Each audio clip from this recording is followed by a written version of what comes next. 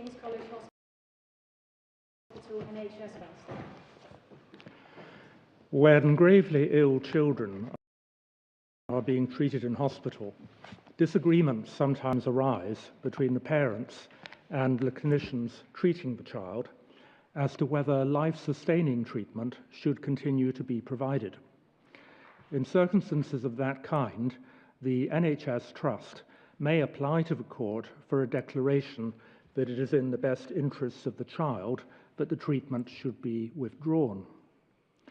In some well-known cases in recent years, the reporting of proceedings of that kind resulted in the clinical team treating the child being vilified on social media and abuse being shouted at staff outside the hospital concerned. In order to guard against that problem, the practice has developed that NHS trusts, when they apply for a declaration of this kind, also apply for an injunction preventing disclosure by the parents or others of the identities of the hospital where the child is being treated and of the clinicians treating the child. These applications are not normally opposed by the parents or the media. Under current practice, such injunctions are granted for an indefinite period so that they continue to prevent disclosure of the identities of those involved unless and until someone successfully applies for the injunction to be varied or discharged. This appeal concerns the basis on which such injunctions can be granted, and in particular the basis on which they can be continued after the proceedings have ended with the death of the child. In the two cases under appeal, the court granted injunctions on the application of NHS trusts at the outset of the proceedings. The children died sometime afterwards, one of the children in 2018 and the other in 2019. Some considerable time after the children had died and the proceedings came to an end, the parents applied to be released from the injunctions. They wanted to be able to tell their story about what had happened to them and their child, and to be free to name and criticize the clinicians who had treated their child. The NHS trusts opposed the parents' applications, primarily on the ground that making public the clinicians' names would expose them to harassment and abuse. At first instance, the president of the family division held that the injunctions should be continued. The Court of Appeal disagreed and ordered that the injunction should be discharged, but stayed its order, in other words, suspended it, to allow time for an appeal to this court. The trusts now appeal to the Supreme Court, which continued the stay pending its decision of the appeal. The Supreme Court unanimously dismisses the appeal, but for reasons that differ from those given by the Court of Appeal. The court holds that the High Court can grant an injunction of this kind on the application of an NHS trust where that is necessary to protect the child's interests or to protect the administration of justice. However, it cannot continue the injunction on that basis after the child has died and the proceedings have come to an end. So if the injunction is to be continued, it must be on some other basis. The High Court also has jurisdiction to issue injunctions in order to prevent interferences with NHS trusts' performance of their functions. However, that basis of jurisdiction has not been relied on in these proceedings, and the evidence does not in any event demonstrate any continuing risk to the trust's performance of their functions. The High Court also has jurisdiction to protect the rights of the clinicians themselves, not to be subjected to harassment and abuse. But those rights should be asserted in proceedings brought by the clinicians. The clinicians' rights cannot be asserted on their behalf by NHS trusts, at least in circumstances where there is no reason why they should not be asserted by the clinicians themselves, as is the position after the child has died and the immediate emergency has passed. The court also observes that since the risk of harm to the clinicians is likely to decline after the proceedings have ended, A reasonable duration for an injunction will usually be until the end of the proceedings, and if they end with the child's death, for a subsequent cooling off period.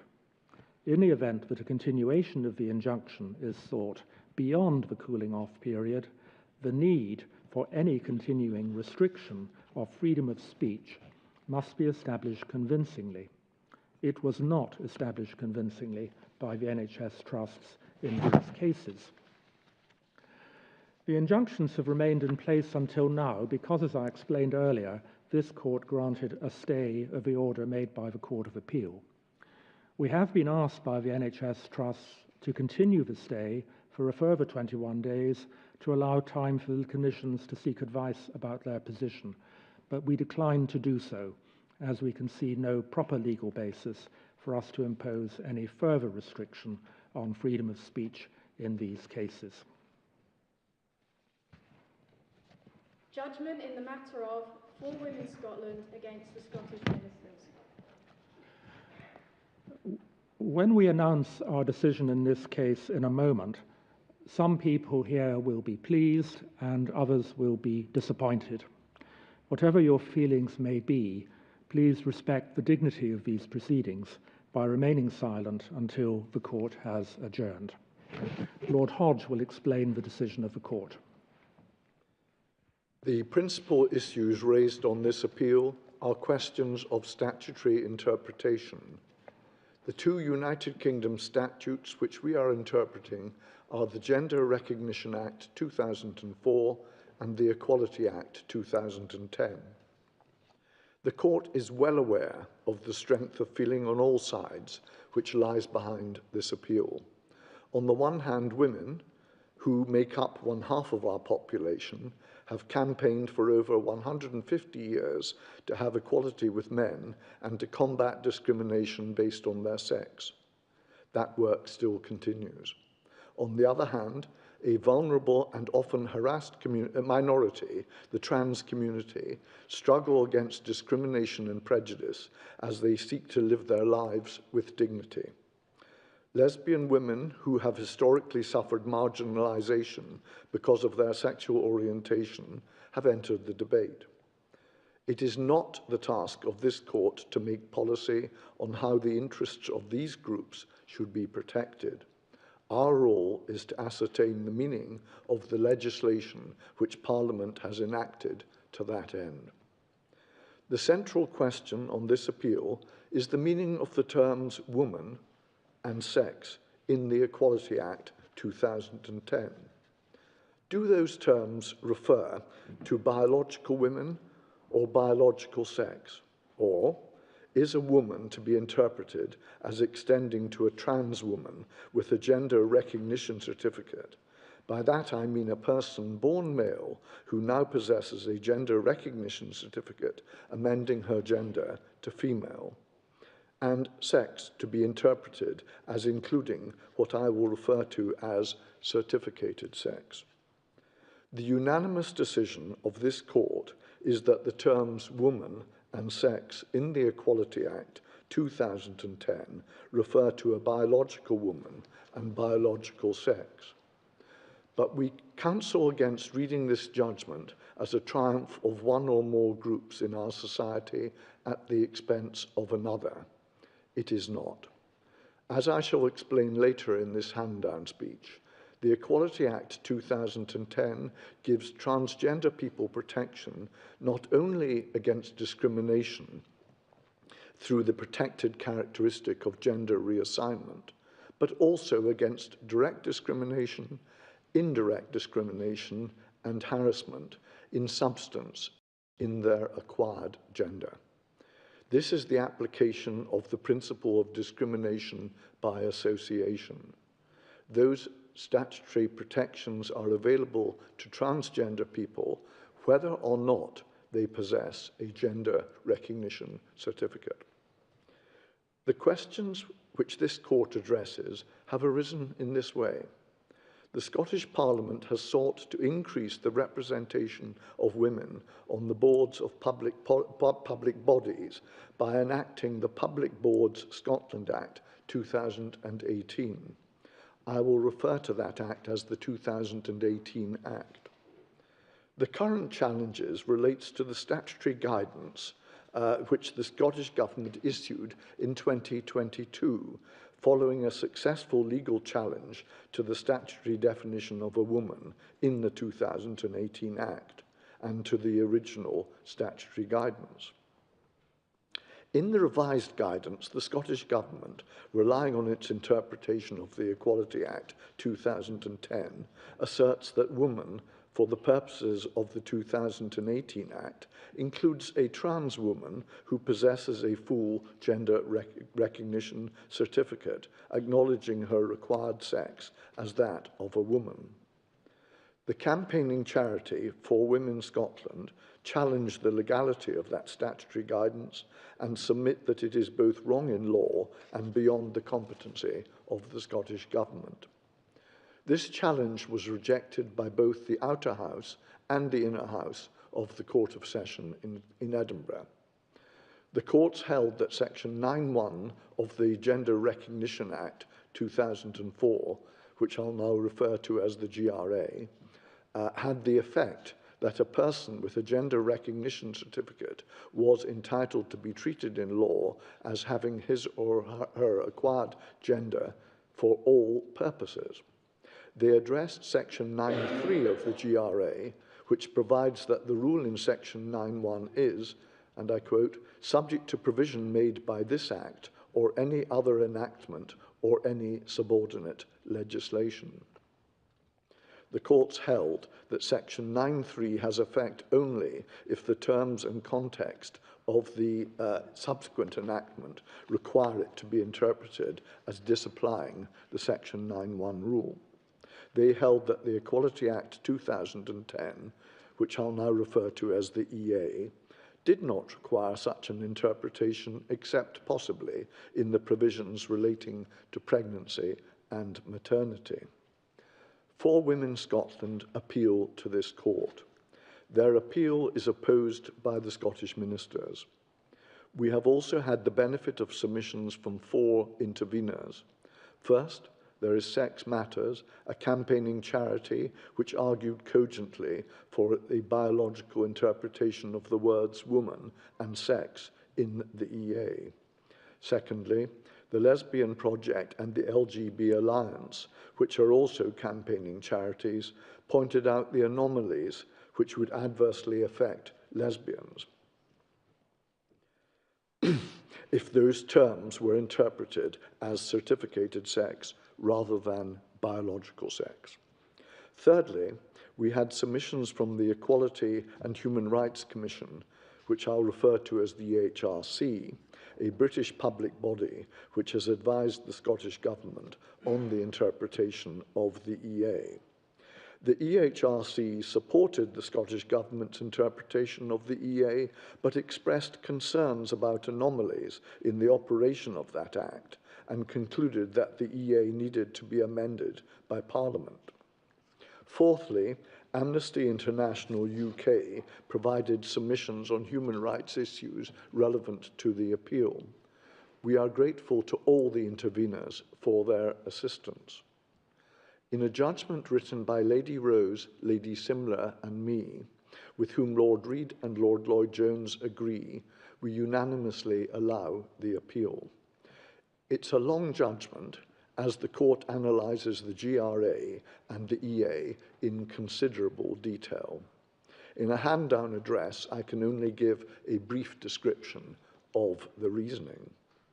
The court explains the principles which apply to statutory interpretation, including the need to give a coherent meaning to an Act of Parliament. By way of historical background, we point out that the Sex Discrimination Act of 1975, which is the relevant statutory predecessor of the EA, adopted a biological interpretation of the terms man and woman. The Sex Discrimination Gender Reassignment Regulations, 1999, which I'll call the 1999 regulations, introduced a new protected characteristic of gender reassignment, which protects those who intend to undergo are undergoing or have undergone a process of gender reassignment. The 1999 regulations did not alter the definitions of man or woman in the Sex Discrimination Act. The judgment then addresses two central questions. The first is the meaning of the GRA. As I have said, the Scottish courts applied the rule in section 9.1 of the GRA to the definition of woman in the EA, as they didn't interpret the EA as qualifying that rule. So the first question is therefore, what is the meaning and effect of section 9.3 of the GRA? The court rejects the submission that for section 9.3 to operate, it is necessary to find an express statutory provision disapplying section 9.1, or that the other statute by necessarily implication disapplies the section 9.1 rule. We hold that all that is required is that the words of the other legislation, when interpreted carefully in their context and having regard to their purpose, are found to be inconsistent with that rule. That conclusion leads on to the second central question, which is whether the provisions of the EA are inconsistent with the rule in section 9.1 of the GRA. Answering that question involves a painstaking analysis of those provisions. Having conducted that analysis, which takes up the majority of our judgment, the court has concluded that the provisions of the EA are inconsistent with the rule in section 9.1 of the GRA. We have summarized our reasoning in paragraph 265 of the judgment. The principal elements of our reasoning can be summarized in the following 9 points. First, the EA enacts group-based protections against discrimination on the grounds, among others, of sex and gender reassignment, and imposes duties of positive action on employers and others. Secondly, the EA must be interpreted in a clear and consistent way so that those on whom the Act imposes obligations can identify the groups which share a protected characteristic. Thirdly, interpreting sex as certificated sex would cut across the definitions of man and woman in the EA, and thus the protected characteristic of sex in an incoherent way. It would create heterogeneous groupings.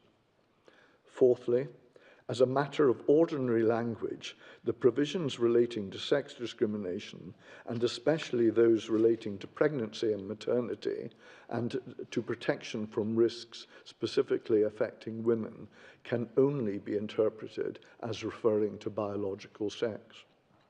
Fifthly, we reject the suggestion that these words can bear a variable meaning, so that in the provisions relating to pregnancy and maternity, the EA is referring to biological sex only, while elsewhere it refers to certificated sex as well. This undermines the coherence of the statute.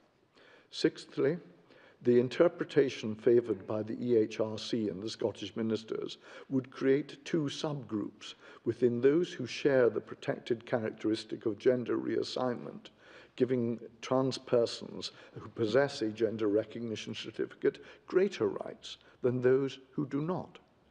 Those seeking to perform their obligations under the Act would have no obvious means of distinguishing between the two subgroups to whom different duties were owed, particularly since they could not ask persons whether they had obtained a gender recognition certificate, as that information is private. Seventhly, the certificated sex interpretation would also seriously weaken the protections given to those with the protected characteristic of sexual orientation, for example, by interfering with their ability to have lesbian-only spaces and associations. Eighthly, other provisions will function properly only if sex is interpreted as biological sex. Those provisions include separate spaces and single-sex services, including changing rooms, hostels, and medical services, and communal accommodation. And ninthly, similar incoherence and impracticability arise in the operation of provisions relating to single-sex characteristic associations and charities, women's fair participation in sport, the operation of the public sector equality duty, and the armed forces. Standing back, we note that the EHRC has advised the United Kingdom government of problems created by the certificated sex interpretation of the EA. Those problems include several matters in the 9 points which we have described. In our view, the absence of coherence within the statute and the practical problems which arise demonstrate that that interpretation is not correct. It follows that the interpretation of woman in the Scottish Government guidance on the 2018 Act is incorrect, and the challenge to that guidance succeeds. It also follows that the 2018 Act, correctly interpreted, is within the legislative competence of the Scottish Parliament. Finally, as I flagged up earlier, the correct interpretation of the EA as referring to biological sex does not cause disadvantage to trans people whether or not they possess a gender recognition certificate. Trans people have the rights which attach to the protected characteristic of gender reassignment. In addition, as we explain between paragraphs 248 and 263 of the judgment, they have protection against direct discrimination, harassment and indirect discrimination by association with members of the sex with which they identify. A trans woman can bring a claim alleging sex discrimination because she is perceived to be a woman or by her association with women. It is now well established that direct discrimination because of a protected characteristic encompasses not only cases where the complainant affected by discrimination has the protected characteristic in question, but also where the discriminator perceives that the claimant has the characteristic or in some way associates the complainant with the protected characteristic. A trans woman is similarly protected against harassment under Section 26 of the Equality Act. Further, the principle of discrimination by association remains part of our law, see Section 19A of the EA, and protects transgender people against indirect discrimination, regardless of whether they possess gender recognition certificates. A certified sex reading is not required to achieve any relevant purpose in relation to indirect discrimination. For these reasons, the court allows the appeal. The court will now adjourn.